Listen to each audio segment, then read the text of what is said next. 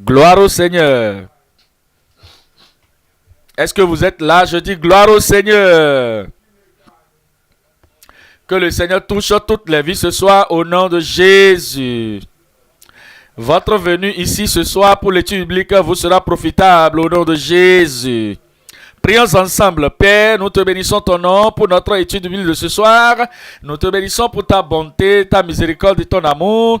Merci parce que nous sommes toujours là dans ton cœur. Et tout chacun de nous ici, qui que ce soit qui écoute, ils sont dans ton cœur. Et nous demandons, Seigneur, que tu fasses pour nous plus que ce que nous avons jamais espéré au nom de Jésus. Illumine-nous. Élève-nous. Encourage ton peuple. Et nous prions, Seigneur, que partout où il y a de souffrance, enlève ça au nom de Jésus. Et confirme la vérité de ta parole dans toutes les vies. Au nom de Jésus, nous prions. Aujourd'hui, nous sommes en train d'étudier dans Marc chapitre 2. Et nous voulons lire là le verset 1. Nous avions déjà étudié, nous allons partir jusqu'au verset 12. Marc chapitre 2, le verset 1 jusqu'au verset 12. Quelques jours après, Jésus revint à Capernaum. On apprit qu'il était à la maison et il s'assembla un si grand nombre de personnes que l'espace devant la porte ne pouvait plus les contenir. Il leur annonçait la parole. Il leur annonçait la parole. Les gens vinrent à lui, amenant un paralytique porté par 4 personnes, 4 hommes. Et comme ils ne pouvaient l'aborder à cause de la foule, la multitude, ils découvrirent le toit de la maison où il était. Et il descendit par cette ouverture le lit sur lequel le paralytique était couché. Jésus, voyant leur foi, dit au paralytique, « Mon enfant, tes péchés sont pardonnés. » Verset 10.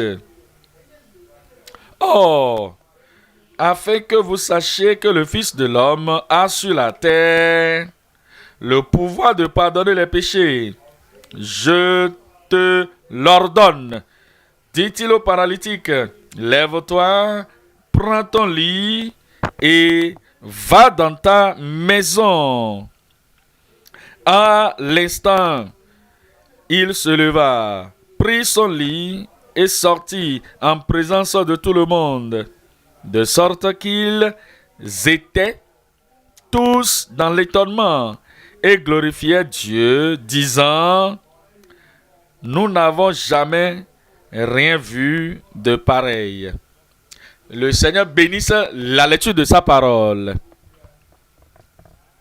L'homme ici était malade. Il était sans aide, malade, désespérément malade, terriblement malade. Il était paralysé et il était impotent, impuissant. Il ne pouvait rien faire par lui-même. 4 hommes l'avaient transporté.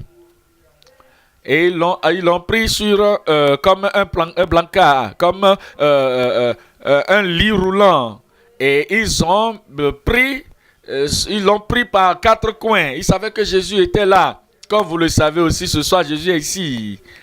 Et comme ils ne pouvaient pas entrer pour l'amener en la présence de Jésus, ils ont monté le toit.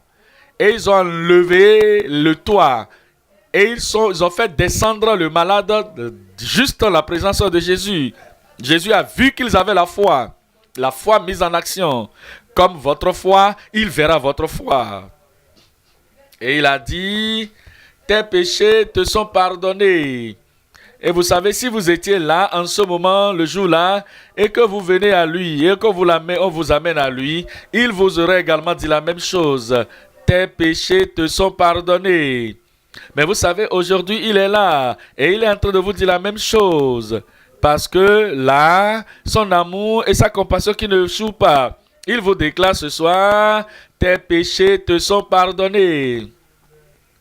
Et ce n'est pas la fin. Il est est allé, il a manifesté son pouvoir pour le ressusciter. J'allais dire pour le faire lever. Et il lui a dit, lève-toi, prends ton lit et va dans ta maison. Si vous étiez celui qu'on avait mené à lui ce jour-là, il vous aurait dit la même chose. Lève-toi, la maladie est partie. Lève-toi, l'infirmité est partie. Lève-toi, ta faiblesse est partie. Prends ton lit, rentre chez toi avec ta santé et avec ton miracle. Ce soir, nous considérons cette histoire et cet événement. Et je parle ce soir de la foi. Je parle de la rédemption totale par le Christ notre Sauveur. La rédemption totale par le Christ notre Sauveur. C'est-à-dire, l'événement, l'épître est divisé en 3 parties. Numéro 1, la foi dans la suffisance de la capacité du Christ. C'est exactement ce que Christ a vu. Ces 4 personnes qui ont amené leurs amis, ils avaient la foi en Christ. Et le paralytique aussi espérait être guéri, il avait la foi. Et ils ont vu cela, il a vu cette foi, la foi dans la suffisance de la capacité du Christ. Numéro 2, le pardon de tous les péchés par l'expiation du Christ. Christ, l'agneau de Dieu, qui enlève, ôte le péché du monde. Il est là, ce qu'il est venu faire, il le savait, et il savait que par ses meurtrissures nous serons guéris. Et avant qu'il n'allât sur la croix, il voulait que l'homme jouisse, qu'il ait le profit de l'expiation qu'il ferait sur la croix du calvaire. Alors ainsi, il lui dit, « Fils, tes péchés te sont pardonnés. » Le pardon de tous les péchés par l'expiation du Christ.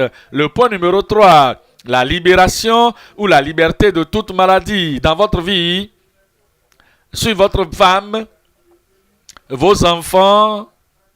Vous ne dites pas Amen. Sur tous ceux que vous aimez, qui sont dans votre famille, la liberté, ce soit au nom de Jésus. La libération de toute maladie par l'autorité du Christ. L'autorité du Christ. Jésus-Christ a le pouvoir. Il a la puissance pour pardonner. Il a la puissance pour délivrer. Il a la puissance pour guérir. Il a la puissance pour libérer. Jésus le Christ. Il est le même hier, aujourd'hui et éternellement. Il sera le même. Vous n'allez pas rentrer les mains vides. Nous allons revenir au point numéro 1. Parlant de la foi dans la suffisance de la capacité du Christ. Voyons là où le chapitre a commencé. Et ce que nous avons vu Christ faire. Comme il a commencé. Regardez ceci, nous voyons ça dans le chapitre 1, le verset 1. Chapitre 2, le verset 1. Il dit quelques jours après, il entra dans Capernaum. Ça veut dire quoi pour nous? Il a été dans Capernaum auparavant. Regardez chapitre 1, le verset 1. Et ils sont partis à Capernaum et rapidement, le jour du sabbat, et il est entré dans leur synagogue, il a prêché, il a parlé au peuple. Ça, c'est dans le chapitre 1. Et c'est pour cette raison qu'il est venu. Maintenant, il dit qu'il est revenu. Il est revenu vers vous. Et alors, il est rentré dans Capernaum après quelques jours. Et il s'était ainsi dit qu'il était dans la maison. Et regardez. Et beaucoup de personnes se sont rassemblées. On a appris qu'il était à la maison et il s'assembla un si grand nombre de personnes que l'espace devant la porte ne pouvait plus les contenir. Et ceux qui étaient venus, la multitude qui était venue, qu'est-ce qu'il leur fit? Et la dernière partie du verset, il leur a prêché l'évangile, il leur a prêché la parole. Il leur a annoncé la parole. Regardez Marc chapitre 6, le verset 34. Marc chapitre 6, le verset 34.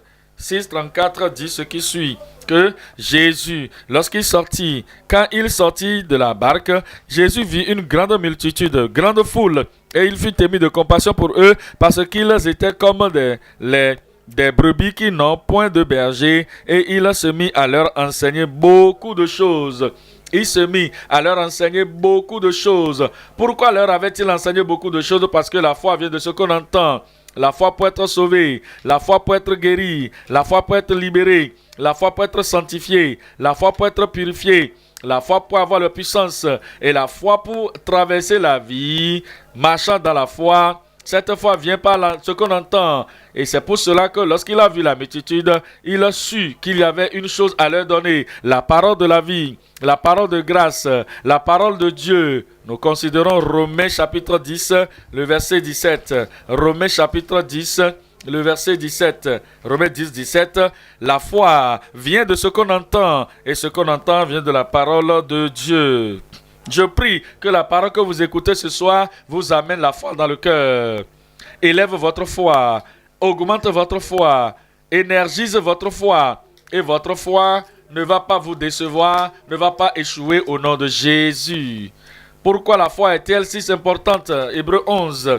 Je veux lire là le verset 6. Hébreux 11, le verset 6. La foi est très importante. Pourquoi? Au verset 6. Or, sans la foi, il est impossible de lui être agréable. Si vous voulez prier, votre prière ne peut pas lui plaire sans la foi. Si vous vivez, votre vie ne peut pas lui plaire sans la foi. Si vous agissez, vous faites quoi que ce soit, votre vie ne peut pas lui plaire sans la foi. Sans la foi, il est impossible de lui être agréable. Car celui qui vient à Dieu doit croire. Ça, c'est ce qui est arrivé à ces 4 personnes qui ont amené le paralytique. Ils sont venus à Christ et ils ont cru. Ils ont cru en la capacité de Christ, de ce qu'ils ont entendu, les témoignages des autres gens, de ce qu'ils ont entendu, de la déclaration de Christ lui-même, leur disant, avec Dieu, tout est possible. Leur disant qu'ils devaient croire, que s'ils pouvaient croire, tout est possible à celui qui croit. Écoutant cela, ils sont venus à lui, appelant le paralytique. Et ils ont amené cette personne en sa présence. Celui qui vient en la présence de Dieu doit croire qu'il est le rémunérateur de ceux qui le cherchent. Vous pouvez le dire par leur action. Ils ont diligemment cherché le Seigneur. Vous pouvez le dire par leur action qu'ils n'étaient pas négligents dans la recherche du Seigneur. Ils n'étaient pas en train de le chercher de façon hasardeuse. Ils n'étaient pas dans la superficialité dans la recherche de Christ. Ils l'ont recherché diligemment. Revenez dans Marc chapitre 2. Je veux lire là le verset 3, 4 et 5. Marc chapitre 2, le verset 3. Des gens vinrent à lui, amenant un paralytique porté par 4 hommes. Comme ils ne pouvaient l'aborder à cause de la foule, il est en train de parler de la foule, la multitude. Ils découvrirent, c'est-à-dire ils enlevaient le toit de la maison où il était.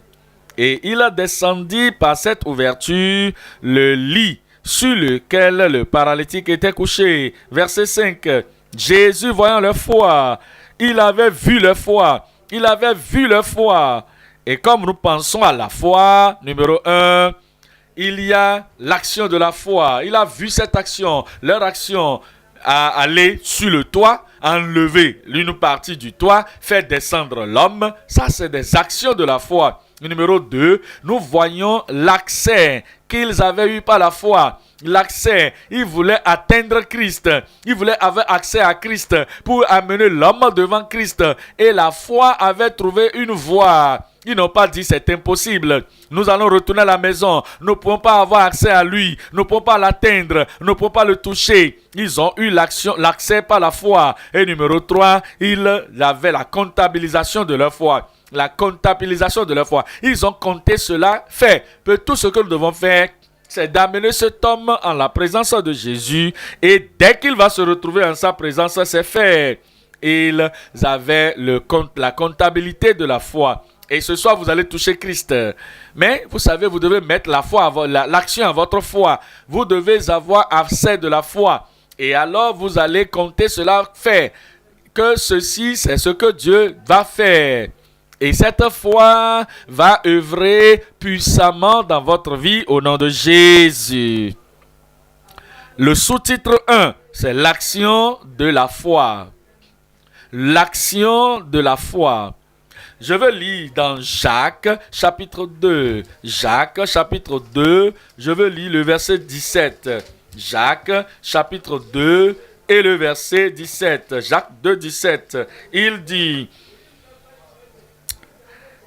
C'est ainsi aussi, il en est ainsi de la foi. Si elle n'a pas les œuvres, elle est morte en elle-même. La foi, je crois que Christ peut vivre, il peut sauver, il peut guérir, il peut ci, il peut ça. S'il n'y a pas d'action, c'est mort, c'est mort, c'est une foi morte. Verset 20. Veux-tu savoir, ô homme vain, que la foi sans les œuvres est inutile?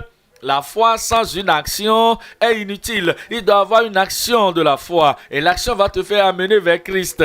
Et tu vas dire, je vais atteindre Christ par tous les moyens. Et je vais faire tout ce que je dois faire. Et vous devez savoir. Veux-tu savoir, ô homme vain, que la foi sans les œuvres est inutile?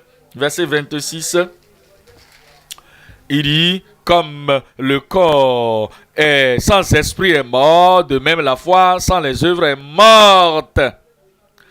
Revenez dans Hébreux, chapitre 11. Voyons ensemble l'action de la foi. Hébreux, chapitre 11, le verset 7. Il dit, c'est par la foi que Noé, divinement averti des choses qu'on ne voyait pas encore, les choses qu'on ne voyait pas encore, le Seigneur lui avait dit, le déluge vient, tu dois bâtir une arche. Et tu disais, je crois à la parole de Dieu, je crois la parole du Seigneur, la déclaration de Dieu. S'il ne fit rien, cette foi serait vaine. Il était bougé, il était séduit, il était attiré par la foi et il était saisi d'une crainte respectueuse. Construisit une arche. Ça, c'est la foi. Ça, c'est la foi. Il a bâti l'arche pour sauver, pour se préserver, pour garder sa famille. Et c'est pas cette fois qu'il a condamné le monde et devint héritier de la justice qui s'obtient par la foi. La foi qui fait quelque chose. La foi qui a fait quelque chose. La foi qui a bâti l'arche. La foi qui avait était démontré en Christ, en Dieu, parce qu'il avait cru à la parole. Lorsque la parole de Dieu vous parvient et qu'il vous dit, repens-toi, parce que le jugement vient à la fin des temps pour les pécheurs. Si tu crois vraiment qu'il y a le jugement, tu feras quelque chose à propos de cela et tu vas fuir le jugement qui doit venir. Regardez le verset 8. Le verset 8, l'action de la foi. La foi fait toujours quelque chose. Et c'est une action visible. Et c'est une action reconnaissable. Et c'est une l'action de cette foi que Dieu va voir. Et il dira, tes bénédictions seront sur toi. Ce soir, vous aurez l'action de la foi. Verset 8. Par la foi, Abraham, lors de sa vocation, obéit et partit pour un lieu qu'il devait recevoir en héritage. Il obéit. Et il est dit, et qu'il partit plutôt sans savoir où il allait. Il n'a pas dit, c'est le fait de voir que je vais croire. Montre-moi ça d'abord, je veux voir d'abord avant de croire. Non, je veux voir cela. Il a juste cru à la parole de Dieu dans sa nudité, disons ainsi. Et Dieu lui a dit, voici ce qui va se passer, sors de ta patrie, et il s'est levé, il est parti sans même savoir où il allait. Cette obéissance de sortie, de se lever, de sortie, c'est l'action de la foi. Toutes les fois que Dieu nous parle, nous devons démontrer que nous croyons en Dieu. Et nous devons agir sur la parole de façon appropriée, une action immédiate, une action prompte, parce que nos cœurs croient en Dieu. Regardez Hébreux chapitre 11, le verset 24. Il dit, c'est par la foi que Moïse, devenu grand, refusa d'être appelé fils de la fille de Pharaon. Il préféra être maltraité avec le peuple de Dieu. Il savait que Dieu avait promis une terre, la terre promise pour les enfants d'Israël. Et il savait que s'il restait en Égypte, il n'aurait jamais la bénédiction d'être participant à cette terre. Et ainsi, par la foi, il a fait l'action de choisir. Le choix que vous faites, c'est votre action. Il a choisi d'être maltraité avec le peuple de Dieu.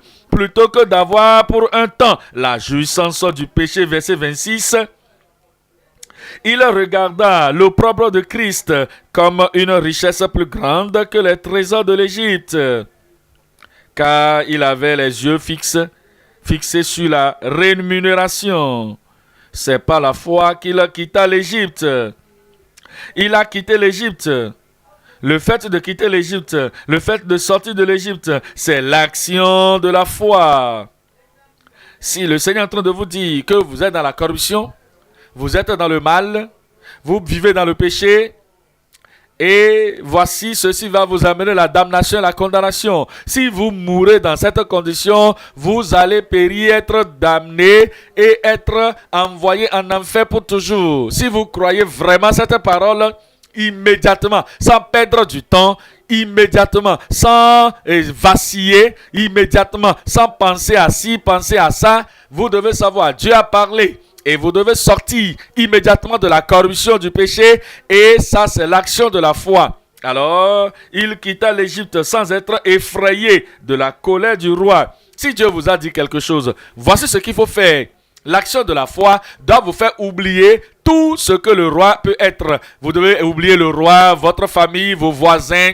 Non pas avoir peur du roi, ne pas avoir peur de la colère des gens qui vous entourent, qui peuvent s'opposer à votre décision. Je veux décider, je dois sortir de ce truc. Et vous devez avoir la foi sur ça et dire, je me lève. Ce que la parole de Dieu a dit sur ma vie, je me lève et j'obéis à cela. Ça, c'est ce qu'on appelle l'action de la foi. Vous n'avez pas peur de ce que vous allez souffrir. Et Dieu voit toujours cette action de la foi et il amène toujours la bénédiction. Voilà pourquoi il a dit que c'est pas la foi qu'il quitta l'Égypte sans être effrayé de la colère du roi, car il se montra ferme comme voyant celui qui est invisible. Le sous-titre 2, nous parlons de l'accès de la foi. L'accès de la foi. Voyez-vous, ces 4 personnes qui avaient amené leur ami, ils avaient besoin d'avoir accès à Christ. Passer par la porte était impossible. Passer par les fenêtres était impossible. Mais ils ont dit, nous n'allons pas abandonner. Vous n'allez pas abandonner. Je dis, vous n'abandonnerez pas. Vous devez avoir accès au Seigneur. Si vous abandonnez, vous dites, oh, ok, je ne peux pas l'atteindre. Il n'y a pas d'accès, toutes les voies sont bloquées et toutes les opportunités sont parties. Ça, ce n'est pas la foi, ça. Ça, ce n'est pas la foi. La foi va se faire la voie, là où il n'y a pas de voie, afin que vous puissiez avoir accès au Seigneur. Romains, chapitre 5, le verset 1. Romains, chapitre 5, l'accès par la foi. L'accès par la foi. Vous devez tout faire pour atteindre le Seigneur. Et lorsque vous avez accès, vous aurez le salut. Vous serez amené d'avoir la guérison. Vous aurez la bénédiction de la part du Seigneur, telle qu'il vous l'a promise. Romains chapitre 5, le verset 1.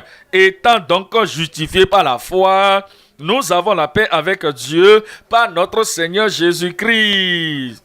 Avez-vous vu cela? Justifié par la foi. Comment est-ce que cette justification est venue? Le verset 2. À qui nous devons d'avoir eu par la foi accès à cette grâce.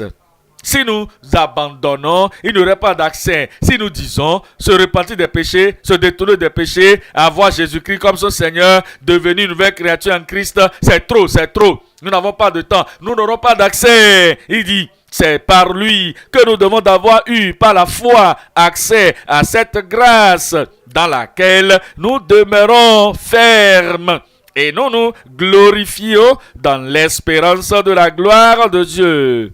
Accès par la foi. Il est dit que nous avons accès à la paix de Dieu. La paix vient au travers de la foi. Et c'est la foi qui vous accorde l'accès à cette paix. Regardons dans Actes chapitre 15. Actes 15, verset 9. Actes chapitre 15 et le verset 9. Au verset 9, il déclare: il n'a fait aucune différence entre nous et eux, ayant purifié leur cœur par la foi. Ayant purifié leur cœur par la foi. Vous savez, vous aurez accès à la pureté de cœur, la sanctification, la pureté, c'est pas la foi. Vous avez accès à la paix qui vient au travers du salut, par la foi. Vous avez accès à la pureté qui vient au travers de la sanctification, c'est pas la foi. Et quelle que soit la bénédiction que vous espérez, quelle que soit la bénédiction pour l'esprit, pour votre esprit, pour votre corps, pour votre vie, pour votre famille, quelle que soit la bénédiction spirituelle ou physique, vous aurez accès à ça par la foi, seulement par la foi. 2 Thessaloniciens chapitre 1. 2 Thessaloniciens chapitre 1. Lisons là le verset 11. Verset 11, c'est pourquoi aussi nous prions continuellement pour vous, afin que notre Dieu vous juge digne de la vocation et qu'il accomplisse par sa puissance tous les desseins bienveillants de sa bonté et l'œuvre de votre foi. Et l'œuvre de votre foi. Et l'œuvre de votre foi. C'est pas la foi, c'est cette foi qui nous donne l'accès à la puissance du Saint-Esprit. Vous êtes sauvés, vous avez accès par la foi. Vous êtes sanctifiés, accès par la foi. Et vous êtes revêtus de la puissance d'en haut par le baptême dans le Saint-Esprit. C'est pas la foi. Et c'est la foi qui nous accorde l'accès à toutes ces bénédictions. La paix, la pureté, la puissance. La paix, la pureté, la puissance. Le salut, la sanctification et le Saint-Esprit dans son baptême. Nous avons accès à toutes ces choses, tout par la foi. Numéro 3, le sous-titre 3, la comptabilisation de la foi. La comptabilisation de la foi. Ces 4 personnes avaient calculé. Cet homme sera en bonne santé. Cet homme va être guéri. Et cet homme devant moi ce soir, il va être guéri. La sœur là sera guérie. Déjà, ils ont comptabilisé cela fait. Ils ont compté cela fait avant que cela ne vienne. Pourquoi? Parce que la foi avait déjà fait le compte. Et la foi avait dit que ce serait fait. Regardez dans Hébreux, chapitre 11 de Hébreux. Le verset 17. Hébreux 11, verset 17. C'est par la foi qu'Abraham offrit Isaac lorsqu'il fut mis à l'épreuve et qu'il offrit son fils unique, lui qui avait reçu les promesses et à qui il avait été dit en Isaac, tu auras une postérité appelé de ton nom. Il pensait que Dieu est puissant. Il pensait, il comptait que Dieu était puissant de le ressusciter des morts. Voyez les quatre hommes qui ont pris le paralytique. Impossible de passer par la foule, impossible de passer par la porte à cause de la foule. Ils devaient aller monter le toit. Et l'homme lui-même n'avait pas dit, je suis vraiment, vous me prenez comme ça. Non. J'ai le vertige. Si vous me le faites comme ça, avant d'atteindre le sol, je vais mourir. Non, lui aussi il avait la foi. Il disait, même s'ils vont parvenir à me faire descendre dans sa présence, même si j'ai le vertige, même si ma tête tourne, même si je vais mourir, je vais atteindre la présence de Jésus qui est la résurrection et la vie. Mais voici, je vais me relever encore. Je vais revenir à la vie. Il a compté cela. Comme fait le verset 19, que Dieu était en mesure de le ressusciter, même s'il était mort. Il était en mesure de le ressusciter des morts. Il dit Dieu est capable. Notre Dieu est capable. Quelqu'un n'a qu'à dire mon Dieu est capable. Vous voyez, quelle que soit la bénédiction que vous avez besoin d'avoir dans votre vie, le salut, notre Dieu est capable. Quelle que soit la profondeur de votre péché, le salut est disponible et vous aurez cela. Numéro 1, l'action de la foi. L'action qui vous donne de vous repentir. L'action qui vous donne de venir vers le Seigneur. L'action qui vous donne de savoir qu'il n'y a pas une autre voie pour le salut. C'est dans Christ. Et vous avez l'action de la foi, vous vous détournez de vos péchés et vous croyez et vous embrassez et vous acceptez Jésus comme votre Seigneur et Sauveur personnel. Votre salut est sûr et précis au nom de Jésus. Et l'accès de la foi, l'accès pour atteindre Christ, pour enlever tous les empêchements et toutes les barrières loin de votre chemin. et d'enlever tout ce qui pourrait vous empêcher. Vous enlevez tout cela, vous aurez l'accès par la foi à la multitude de bénédictions du Seigneur au nom de Jésus. Et il a compté cela fait. Dès que je vais atteindre sa présence, je sais que ce sera fait. Dès que vous êtes connecté à Christ ce soir, ce sera fait dans votre vie au nom de Jésus. Regardez le verset 19 encore. Il dit, et il savait, le verset 19, et il dit que il pensait que Dieu est puissant même pour ressusciter les morts. Aussi, il trouva son fils, ce qui est une préfiguration. Je dis Dieu est capable. Dieu est capable. Allons dans Hébreux 7, le verset 25, Hébreux 7, 25, il dit, et que c'est pour cela qu'il peut. Vous devez avoir cela dans votre pensée, derrière votre pensée, il peut. Vous devez avoir cela, vous devez le prier, vous avez une requête, vous voulez être fort, il est fort. Vous devez être ferme dans le Seigneur, il peut. Vous voulez croire à Dieu pour un grand miracle, il peut. C'est pour cela aussi qu'il peut sauver parfaitement ceux qui s'approchent de Dieu par lui, étant toujours vivant pour intercéder en leur faveur. Dieu merci, mon Dieu peut. Je dis mon Dieu peut.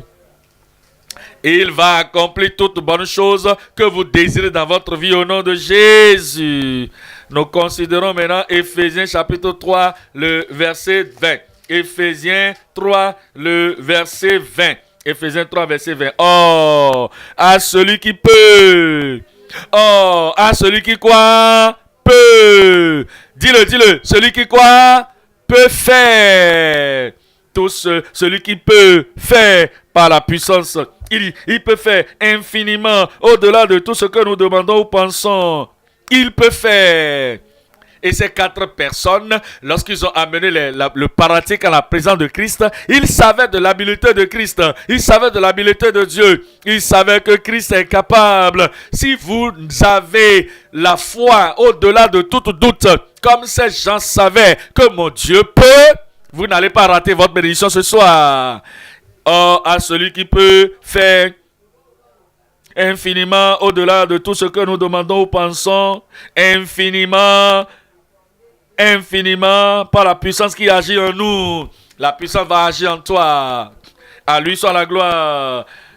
Dans l'Église et en Jésus-Christ, dans toutes les générations, au siècle des siècles. Amen. C'est fait dans votre vie. C'est confirmé dans votre vie. Vous devez toujours vous rappeler, lorsque vous allez prier, notre Dieu est capable. C'est ce que les gens savaient. Et c'est à ça qu'ils avaient pensé. C'est ce qu'ils avaient cru. Et c'est pour cela qu'ils avaient l'action de la foi, l'accès par la foi et il y avait la comptabilisation par la foi. Jude, le verset 24. Jude, verset 24. Oh, à celui qui peut vous préserver de toute chute et vous fait paraître devant sa gloire irréprochable et dans l'allégresse. À Dieu seul notre Sauveur, par Jésus-Christ notre Seigneur, soit gloire, majesté, force et puissance dès avant tous les temps et maintenant et dans tous les siècles. Amen. La foi fait sortir toutes choses dont nous avons besoin pour la terre, pour le ciel, dans nos vies. Par la foi, nous sommes sauvés. Par la foi, nous sommes guéris. Par la foi, nous sommes sanctifiés. Par la foi, nous sommes remplis de puissance. Par la foi, nous conquérons. Par la foi, nous avons la provision de Dieu. Et par la foi, nous sommes préservés. Allons maintenant au point numéro 2.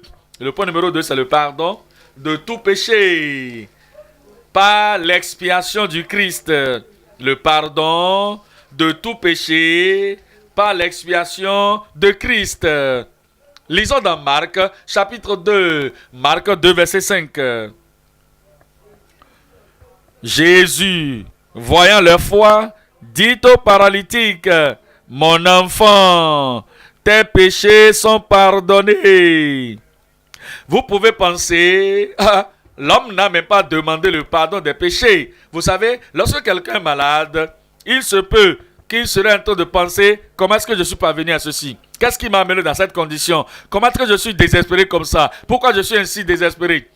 Que 4 personnes doivent me trimballer et je ne peux pas me lever moi-même. Pourquoi je suis ainsi impotent dans cette condition physique? Je sais que j'ai été pécheur. J'ai été une personne terrible. Lorsque j'étais en bonne santé, lorsque j'étais fort, je courais ici, je courais là. Et je faisais ci, je faisais ça dans des lieux dangereux. J'allais dans des endroits qui m'ont envoyé plus dans la profondeur du péché. Il était de penser à ces péchés. Si j'avais su, je ne serais pas parti ici. Si j'avais su, je ne serais pas parti là-bas. Si j'avais su, je ne me serais pas souillé. Et à cause de ses pensées, Dieu savait dans son cœur, il connaissait ses pensées, il connaissait ses réflexions. Et la première des choses que Jésus a dit à ces 4 personnes qu'il avait amenées, ils avaient amené la personne pour être guérie. Mais ils ne savaient pas, c'est-à-dire la lutte interne de cette personne, l'état pécheur de cette personne interne, et dans son interne, dans son intérieur. Et c'est pourquoi Jésus savait cela. Il a dit, mon enfant, tes péchés te sont pardonnés.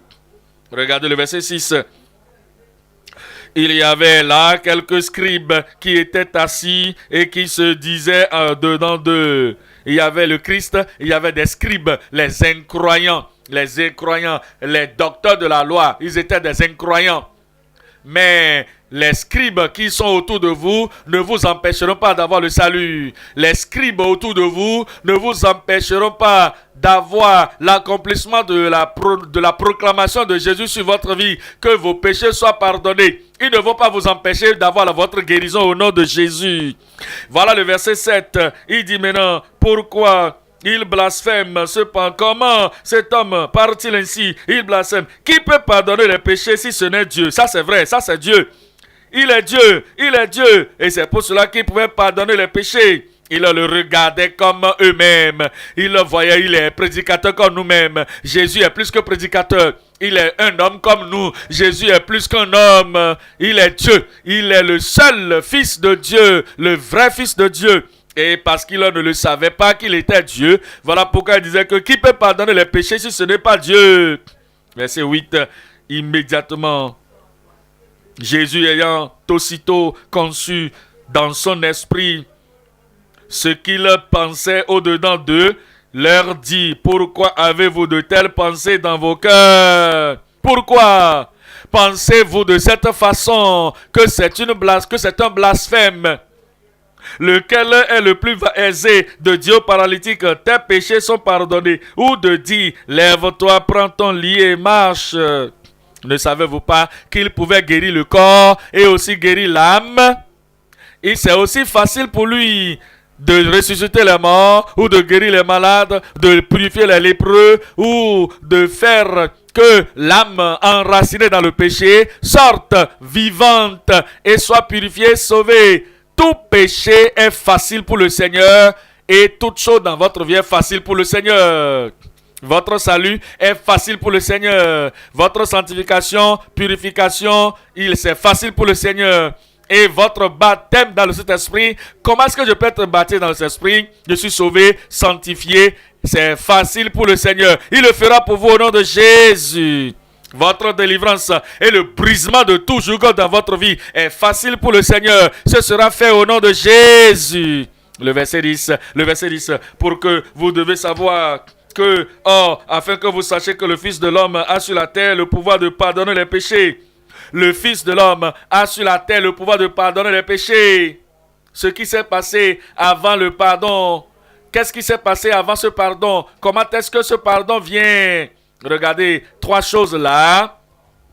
3 sous-titres. Avant cela, c'est la douleur pour le péché, la tristesse pour le péché. Je m'excuse pour mon péché, je m'excuse pour mon iniquité. Si vous restez encore dans l'état de jouir du péché, continuez du péché, continuez dans le péché, le pardon ne viendra pas. Si vous dites, j'aime ça, je ne vais jamais laisser ça. Jésus, sauve-moi. Mais il faut comprendre, j'aime tellement mon péché. Je vais continuer dedans. Après le salut, vous ne serez jamais sauvés.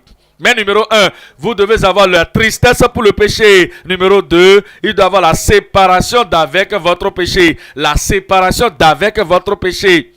Une fois que vous voulez embrasser Christ comme le Sauveur, et vous attachez à lui, connectez à lui comme votre sauveur, vous devez briser le lien entre vous et le péché. La séparation d'avec votre péché. Numéro 3, la protection contre le péché.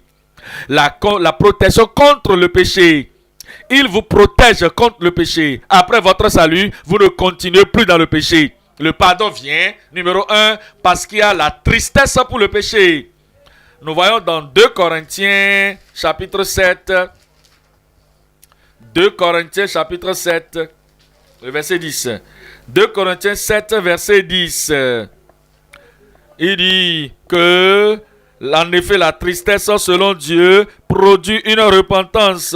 La tristesse selon Dieu produit une repentance à salut. C'est celui qui est sauvé authentiquement. Je m'excuse, authentiquement j'ai été pécheur, authentiquement j'accepte, j'ai amené la calamité sur moi-même, authentiquement je suis allé dans le malheur, dans le mal, et je suis allé dans le malheur, je suis devenu un pécheur terrible. La souffrance est venue sur moi à cause de mes péchés, et à cause de cela, la tristesse a salut, la tristesse va lui donner le salut. La tristesse selon Dieu, dont on ne se repent jamais, la repentance dont la repentance lui sera donnée, dont on ne se repent jamais, car la tristesse du monde produit la mort.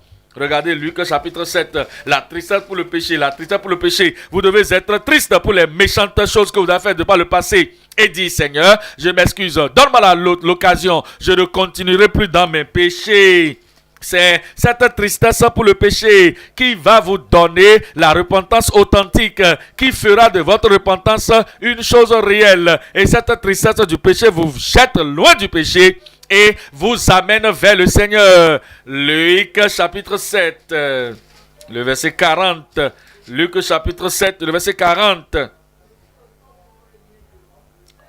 Jésus, prenant la parole, lui dit: Simon, j'ai quelque chose à te dire. Maître, parle, répondit-il. Un créancier avait 2 débiteurs. L'un devait 500 deniers et l'autre 50. Comme il n'avait pas de quoi payer, il leur remit à tous 2 leurs dettes. Lequel l'aimera le plus?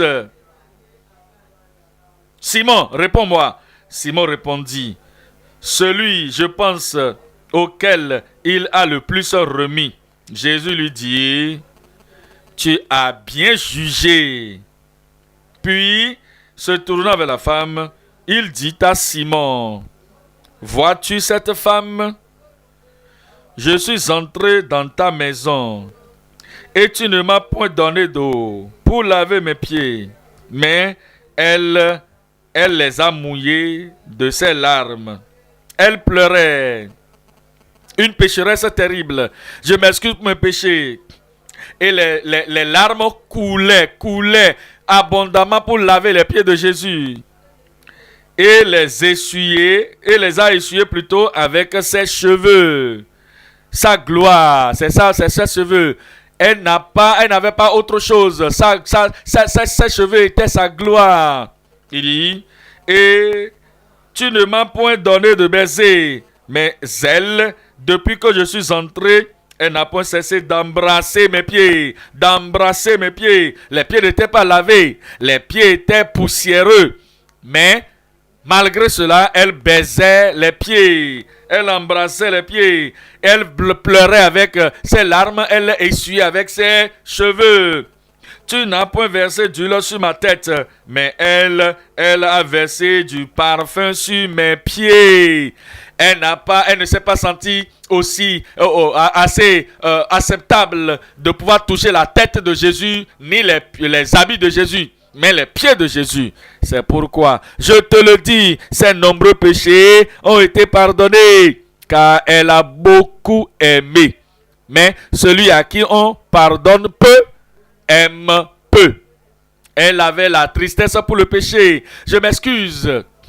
Je suis une personne souillée, déchirée, pécheresse. Et à cause de cette tristesse pour le péché, elle demandait le pardon. Et le Seigneur Dieu, verset 40, et le Seigneur lui dit, tes péchés te sont pardonnés. Tes péchés te sont pardonnés. Lorsque vous avez la tristesse pour le péché comme ça, je m'excuse pour les péchés, je ne le ferai plus. Alors le pardon vous sera donné. Je n'ai pas entendu votre amen. Proverbe, chapitre 28, le verset 13. Proverbe 28, le verset 13. Celui qui cache ses transgressions ne prospérera point. Vous venez seulement, pardonne-moi, pardonne-moi, sauve-moi, sauve-moi. Pas de confession de péché, pas de tristesse pour le péché. Il n'y aura pas de pardon pour une telle personne. Il dit, celui qui cache ses transgressions ne prospérera point. Mais celui qui les avoue et les abandonne, je sais le danger, je connais le danger, j'abandonne. Je connais la damnation, je laisse. Je connais le gouffre, je laisse le péché. Et qui les abandonne obtiendra miséricorde. Le sous-titre 2, c'est la séparation d'avec tous ses péchés. Allons dans Jean. Jean chapitre 5, le verset 14. Jean chapitre 5, le verset 14. Le pardon, ce n'est pas une chose commune que je l'ai, comme je l'ai eu, je peux retourner aller dans mes propres, les mêmes choses pécheresses que je faisais auparavant. Le pardon vient parce que j'ai la tristesse pour le péché. J'ai regretté tellement que j'ai jamais fait un truc pareil. Et si vous avez cette tristesse pour le péché et que finalement vous êtes pardonné, vous êtes séparé de ces péchés.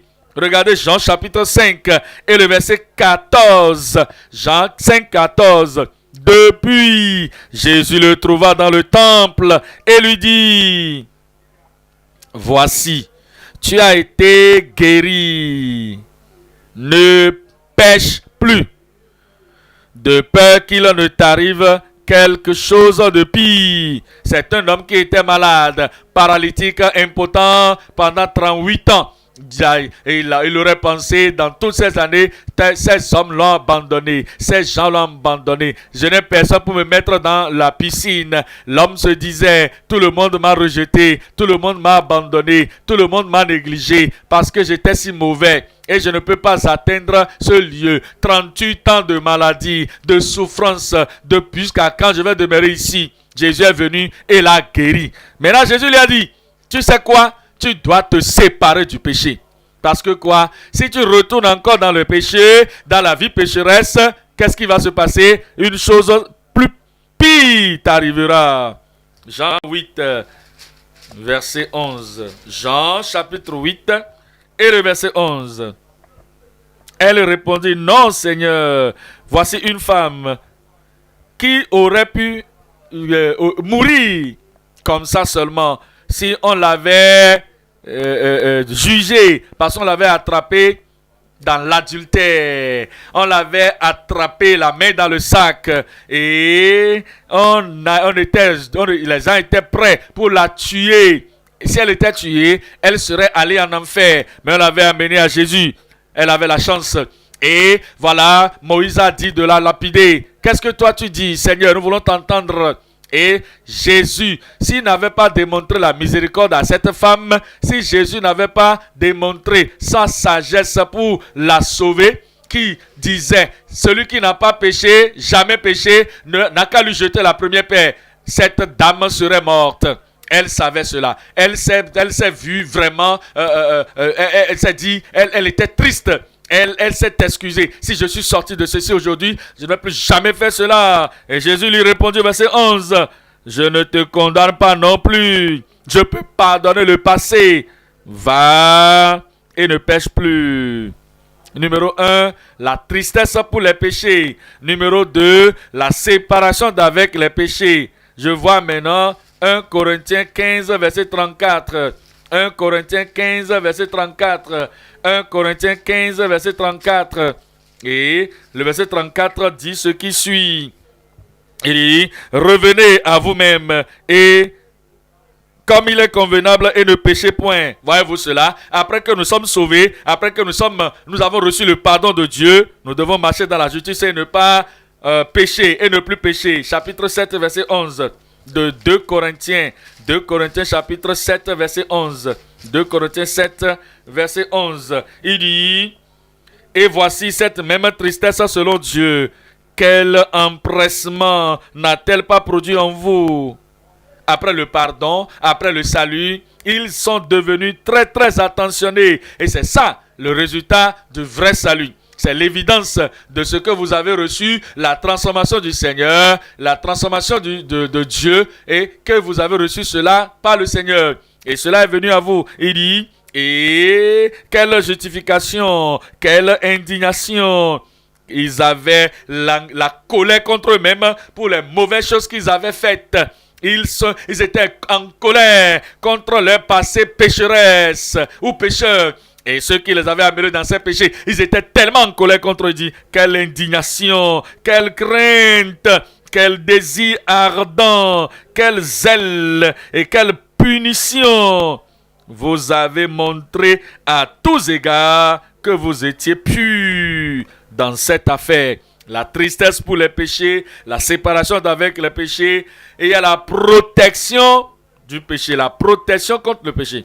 La protection. Vous devez prier maintenant vers le Seigneur et dire, Seigneur, protège-moi. Seigneur, protège-moi. Préserve-moi pour que je ne retourne plus dans ces péchés. Psaume 19, verset 13. Psaume 19, le verset 13. Psaume 19, verset 13. Verset 13. Il dit au verset 13, garde. Oh, le verset 14, Louis II, préserve aussi ton serviteur des orgueilleux.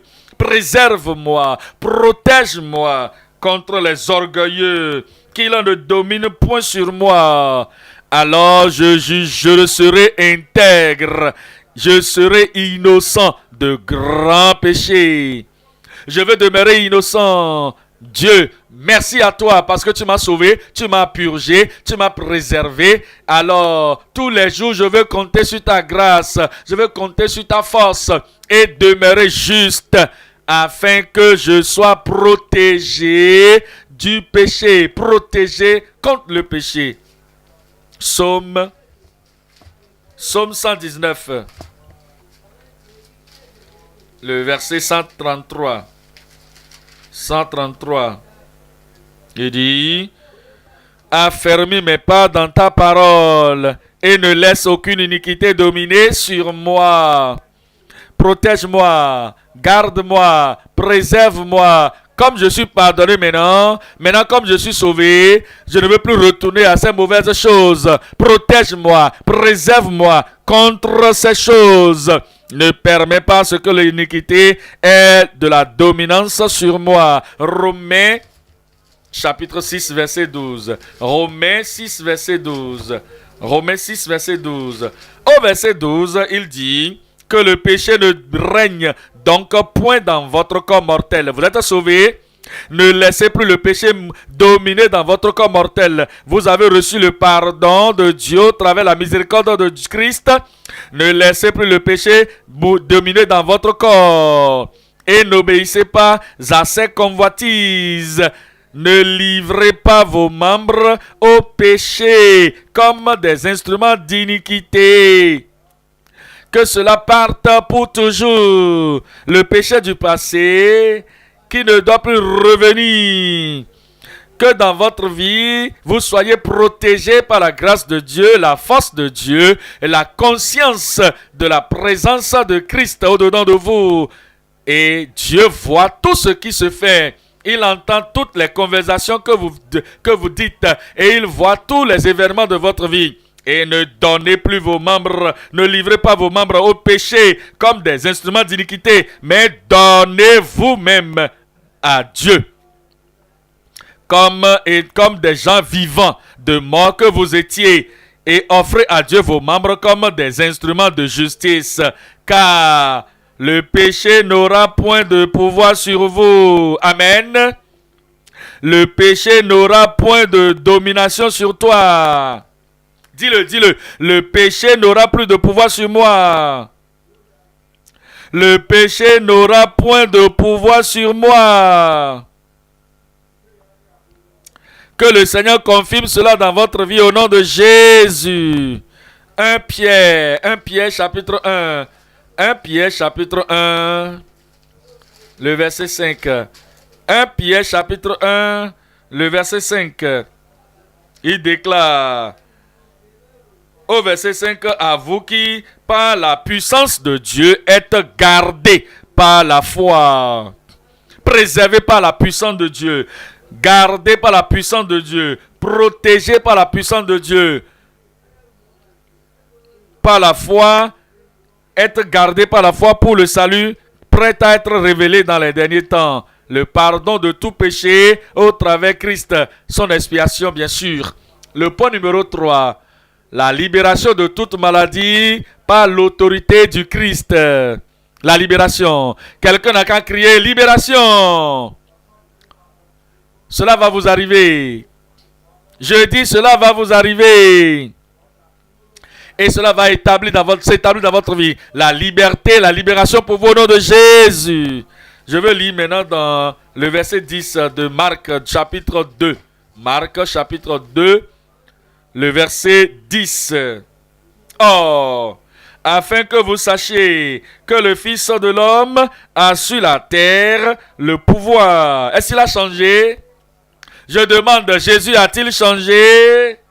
Il a le pouvoir sur le péché, sur la terre, pour pardonner les péchés. Il déclare au paralytique, je te l'ordonne, lève-toi, prends ton lit et va dans ta maison.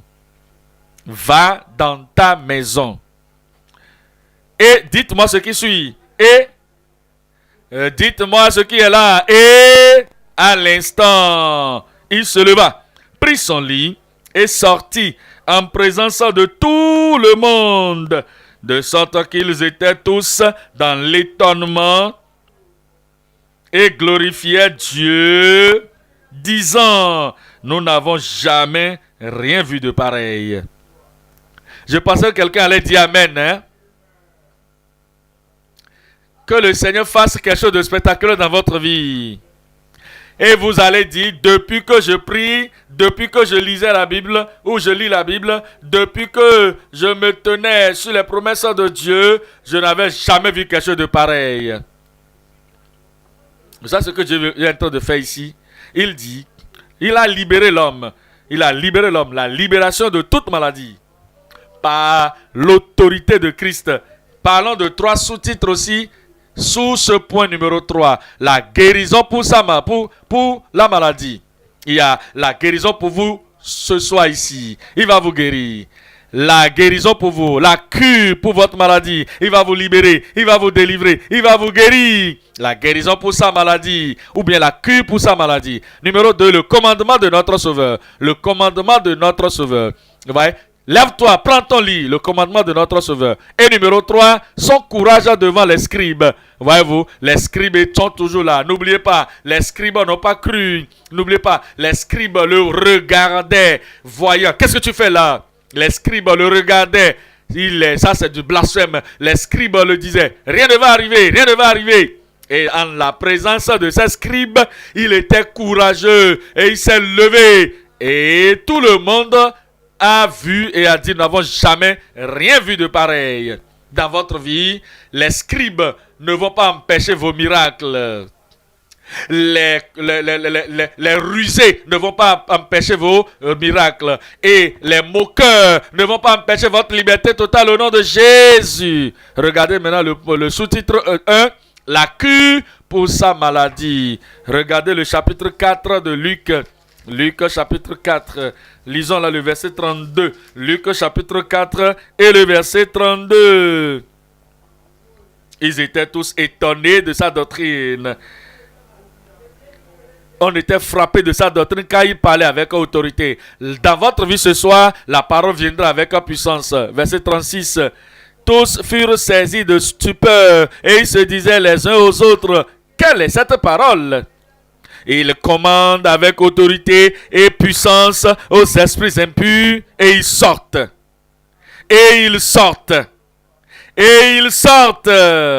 Vous n'allez pas partir avec la propriété de Satan dans vos maisons au nom de Jésus. Regardez Actes chapitre 10, le verset 38. Actes chapitre 10, le verset 38. Comment Dieu, vous le savez bien, a oint du Saint-Esprit et de force Jésus de Nazareth. Quelqu'un a dit force. Il a oint Jésus de Nazareth avec le Saint-Esprit de force, qui allait de lieu en lieu faisant du bien. Il va toujours faire du bien dans votre vie. Et guérissant tous ceux qui étaient sous l'empire du diable, car Dieu était avec lui. Est-ce qu'il a changé? Dans votre vie, va-t-il changer? Lorsque vous priez, va-t-il changer? Il va vous exaucer.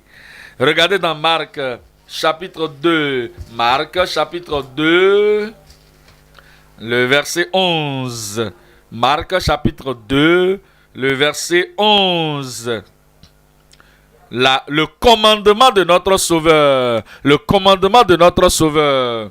Je te l'ordonne, dit-il au paralytique, lève-toi, prends ton lit et va dans ta maison. Et à l'instant, il se leva, prit son lit et sortit en présence de tout le monde. Voilà le verset 3. Le verset 3 de Marc chapitre 2. Des gens vinrent à lui, amenant un paralytique porté par 4 hommes. Lorsqu'il était malade, paralysé, rendu incapable, impotent, sans aide, désespéré, 4 hommes lui avaient démontré la miséricorde. On l'avait pris. Maintenant, Jésus l'a guéri. Et il dit, prends ton lit, marche, rentre chez toi. Ces 4 hommes étaient encore là. Mais l'homme n'a pas dit, venez m'aider encore, prenez mon lit. Tu étais malade, non? Il t'avait aidé. Tu étais impotent, il t'avait aidé. Maintenant tu es en bonne santé. Et le Seigneur lui dit, maintenant que tu es en bonne santé, ce que les autres faisaient pour toi avant, ne reste plus désespéré, sans espoir, parce que tu n'es plus malade, tu es en bonne santé. Commence par mener une nouvelle série d'actions dans ta vie. Amen. Pourquoi lui avait-il dit de prendre son lit? Parce qu'il n'était plus paralytique. Alors, il ne devait plus demeurer un parasite. Tu n'es plus un paralytique, alors ne sois plus un parasite. Un parasite, c'est quelqu'un qui vit aux dépens des autres. Et aide-moi à faire ceci, aide-moi à prendre ceci, aide-moi à prendre ceci, aide-moi à faire cela, aide-moi à marcher, aide-moi à faire, aide-moi à tenir, aide-moi à utiliser. Ce n'est plus un paralytique, alors ne sois plus un parasite. Tu prendras la résolution toi-même. Ce que tu dois faire, si on te le faisait, à partir de maintenant, la vie est venue, la guérison est venue, le pouvoir est là. Prends ton lit toi-même, lève-toi, démontre que tu n'es plus un paralytique. Cela va vous arriver au nom de Jésus. Vous savez peut-être que vous n'avez pas de lit à prendre, parce que ce que vous allez prendre peut-être c'est différent. Regarde ce que Jésus est en train de nous dire dans Luc chapitre 9, le verset 23. Luc 9, verset 23. Luc 9, verset 23, il dit que si quelqu'un veut venir après moi, qu'il renonce à lui-même, qu'il se charge chaque jour de sa croix. Prends ta croix chaque jour. Prends ta croix chaque jour et suis-moi. La grâce est venue. Prends ta croix. Au lieu de regarder à tout le monde et dire, regardez ma croix, hein, ma croix est lourde, ma croix est lourde. Prenez ma croix pour moi. Non, tu as la grâce. Oui, tu as la force. Tu dois te connecter à la puissance de Christ, la force de Christ, et tu vas te charger de ta croix, et tu vas marcher victorieusement au nom de Jésus. Je considère Éphésiens 6, verset 13. Éphésiens 6, verset 13. Éphésiens 6, verset 13. Il dit au verset 13 ce qui suit. Il dit, c'est pourquoi prenez toutes les armes de Dieu. Prenez toutes les armes de Dieu. Il dit, maintenant la grâce est disponible. La grâce de Dieu est là. Vous êtes enfant de Dieu. Le courage du salut est là. Le courage de la sanctification. Le courage du Saint-Esprit. Le revêtement de l'Esprit est sur vous. Vous ne devez plus aller chez les guerriers de prière à tout moment. Et aidez-moi, priez pour moi, donnez-moi l'arme. Je n'ai pas l'arme sur moi. Aidez-moi, ceci est en train de m'affliger, ceci est en train d'arriver. Il faut cesser tout ça. Tu n'es plus paralytique. Tu ne dois plus être un parasite au nom de Jésus. Le Seigneur est en train de dire, il a pris ce lit, il te le dit, l'homme a pris son lit, c'est à toi il parle. Tu ne seras plus en train de pleurer, de pleurnicher, de prier, de faire ceci. Je ne sais pas pourquoi ceci se passe. La grâce de Dieu est venue, la force de Dieu est venue. Prends ta croix et tu le feras au nom de Jésus. Alors prends toutes les armes de Dieu afin de pouvoir résister dans le mauvais jour et tenir ferme après avoir tout surmonté. Moi, je vais tenir ferme. Je dis, je tiendrai ferme. Et vous savez, quelqu'un est en train de dire quelque chose en train de se passer la nuit, quelque chose en train de s'envoler la nuit, et il ne peut plus dormir, et il prend son téléphone, il va appeler, il va réveiller le coordonnateur, il va réveiller le pasteur de groupe, et pasteur, quelque chose de se passer. Mais pourquoi fais-tu cela, mon frère? Tu as le nom de Jésus. Le nom de Jésus dans ta bouche doit chasser cette chose par la prière et ça partira au nom de Jésus. Vous savez, des fois, c'est que il est là, un petit défi qui arrive parce que Dieu veut que tu utilises cette chose. Tu vas être libéré ce soir. Tu vas recevoir cela, la foi ce soir. Et la foi vient de ce qu'on entend et ce qu'on entend vient par la parole du Seigneur. Et alors, à cause de cela, puisque peut-être ton mari ou ta femme ou quelqu'un est en train de faire un petit trouble et ci et ça, et il n'a jamais pensé que tu vas jamais utiliser ta propre foi. Et tu vas te prendre. Et toi-même, tu prends le téléphone, tu appelles celui-ci, et au dehors de l'État, au dehors du pays, tu les réveilles dans le milieu de la nuit. Je suis en train de souffrir. Qu'en est-il de l'église là-bas? L'église ne me regarde pas ici. Je n'ai pas ci, je n'ai pas ça. Mais tu n'es pas un mendiant, non? Moi, je ne suis pas un mendiant. Je ne suis pas un mendiant. Il dit, Dieu a pourvu tous mes besoins selon sa richesse en gloire par Jésus-Christ. Et j'aurai tout ce que je dois avoir. Tout m'est disponible. Et sa grâce est suffisante pour moi. Je ne vais pas demander à quelqu'un en Amérique, en Europe, quelqu'un dans n'importe quel état, dans un autre pays, demander à quelqu'un ce que je traverse ici. Venez m'aider. Je suis pauvre. Les choses ne marchent pas. Venez me prendre. Vous pouvez prendre votre croix. Vous allez prendre ça. Vous allez transporter ça. La force du Seigneur vient vers vous ce soir. La puissance de Dieu vient vers vous ce soir. Et cette façon de s'accroupir, de se plonger et de pleurer, tout a cessé ce soir. Regardez le verset 16. Et au-delà de tout, prenez par-dessus tout le bouclier de la foi. Qui va prendre le bouclier de la foi? Qui prendra le bouclier de la foi? Prenez le bouclier de la foi avec lequel vous serez en mesure d'éteindre tous les traits enfants de Dieu. Vous serez capable parce que votre Dieu est capable. Vous serez capable parce que la parole de Dieu demeure au-dedans de vous. Vous serez capable parce que votre foi ne va pas tomber. Votre foi ne va pas échouer. Votre foi ne va pas échouer. Prends le bouclier de la foi par lequel tu seras en mesure d'éteindre tous les traits enflammés du diable. Regardez le verset 17, et prenez l'épée, prenez le casque du salut. Personne ne le prendra pour toi, je prendrai ça par moi-même. Je dis, je le prendrai par moi-même. Et prenez aussi le casque du salut, et l'épée de l'esprit, qui est la parole de Dieu. Je vais venir maintenant dans 2 Thessaloniciens 3, le verset 8. 2 Thessaloniciens chapitre 3, le verset 8. 2 Thessaloniciens 3, le verset 8. Il dit, nous n'avons mangé gratuitement le pain de personne, mais dans le travail et dans la peine, nous avons été réunis Nous avons été nuit et jour à l'œuvre pour n'être à la charge d'aucun de vous. Ce n'est pas que nous n'en ayons le droit, mais nous avons voulu vous donner en nous-mêmes un modèle à imiter. Voilà, l'apôtre dit ici, l'apôtre Paul ne dit pas « je suis prédicateur, je suis pasteur, je suis un évangéliste ». Alors, la charge du ministère est tellement sur moi. Je vais faire frapper à la porte là-bas, donnez-moi du pain. Frapper à la porte là-bas, donnez-moi un peu à manger, donnez-moi quelque chose. Non, il a pris sa vie en main et il a dit, ces mains-là sont très bonnes pour travailler. Moi, je vais travailler. Quelqu'un là-bas, je vais travailler.